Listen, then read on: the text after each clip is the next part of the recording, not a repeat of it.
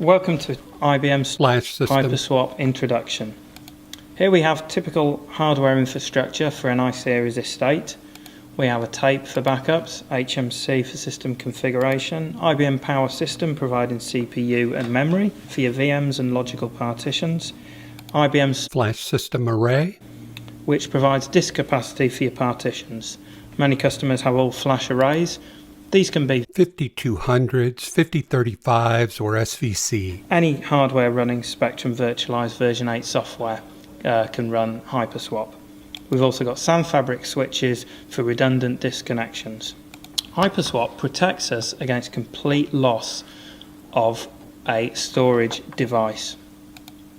So that's what we're focusing on here. Now, how do I bring in HyperSwap to my current infrastructure? So we start off with our original infrastructure, but notice we add a new control enclosure. We can now configure the two independent control enclosures to act as one. This becomes our HyperSwap cluster, which is managed through a single interface. It's easy to deploy if you currently run IBM /system. There's no downtime to configure a second control enclosure into your existing /system. There's no downtime for data to be synced across both devices. Here's a schematic to show your new level of resilience. Data is synchronously kept in sync between two control enclosures without using extra resource or further configuration on the IBM Power Server. Note that the two cluster control enclosures are given a site name to allow them to be identified. Here we have a default name of Site 1 and Site 2. HyperSwap provides a resilience of placing the control enclosures into different physical racks. As long as there is a suitable fiber channel link between data centers, then HyperSwap can be run across campus. This allows a DR capability to be built in the second data center as shown here. Production side and DR side. Now let's watch HyperSwap in action on a real IBM I partition. So I have 4 displays for my HyperSwap demo. At the top here I've got a ping to my IBM I partition. Down at the bottom I've got a work at job just showing jobs running. I've got /system GUI, and then down here I've got the system service tools. You'll notice that my partition has only 2 disks here, but when I show you the active paths, we'll see that there's actually 8 paths presented by HyperSwap to the IBM I partition. There are 2 active paths and the rest are passive.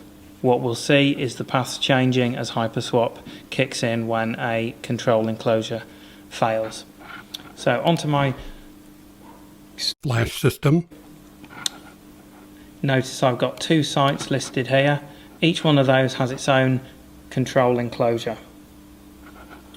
When I go into the hosts section, it shows my IBM I partition in site 1. So this determines the active paths when everything's looking good. So I'm now going to power off the control enclosure in site 1 to demonstrate HyperSwap. So here's my control enclosure, power off enclosure, type in the confirmation code,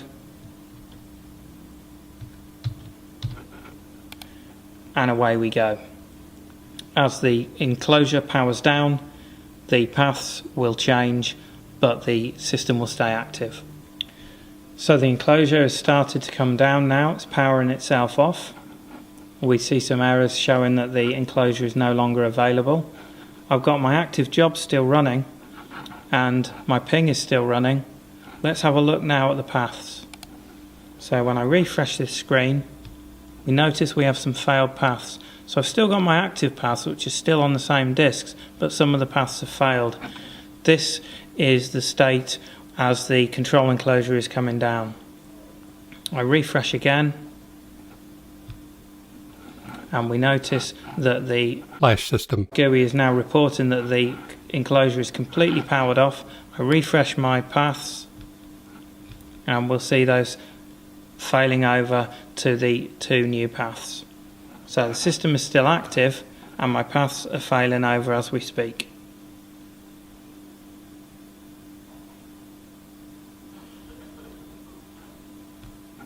And here we see our original path that was active is now failed, and I have two new active paths.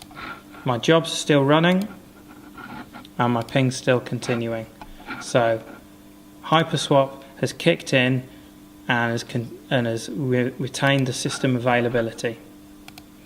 My system overview, I've completely lost my control enclosure in Site 1.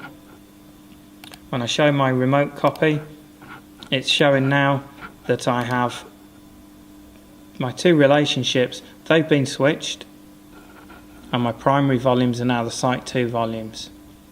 So HyperSwap has kicked in and has failed over seamlessly while my jobs stay active.